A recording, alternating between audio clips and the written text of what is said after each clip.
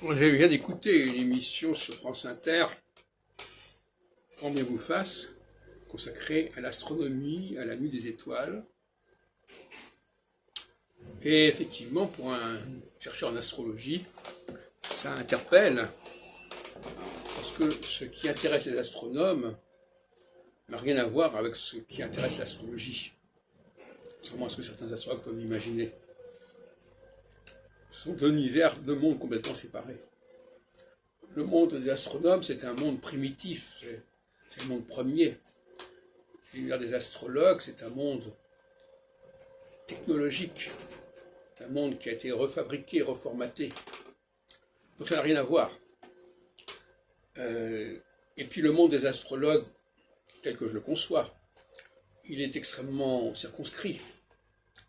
Il est circonscrit autour de notre Terre, même si on peut servir quelque part des repères stellaires, mais ça c'est un autre sujet. Et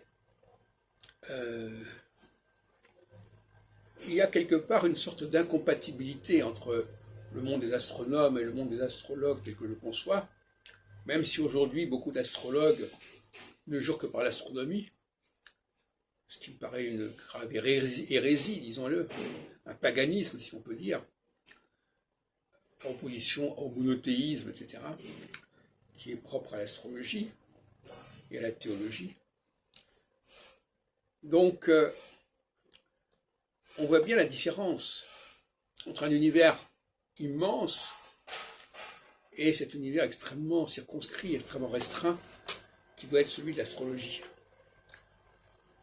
D'autre part, l'astrologie, elle obéit à un calendrier, elle obéit à des moments particuliers qui sont quand même assez rares. Ce n'est pas l'étude en permanence du ciel. Une fois que l'on a déterminé des moments clés au niveau astronomique, le passage de Saturne sur des axes qui vont être représentés effectivement par des étoiles qui bougent d'ailleurs, qui ne sont pas les mêmes en permanence, c'est la précession des équinoxes, eh bien à partir de ce moment-là, on n'a plus besoin de regarder le ciel, il y a simplement un temps à laisser passer.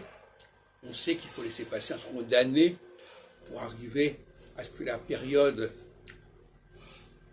puisse arriver à son sommet, à sa culmination, qu'il y ait eu tout le problème d'amplification et d'intensification.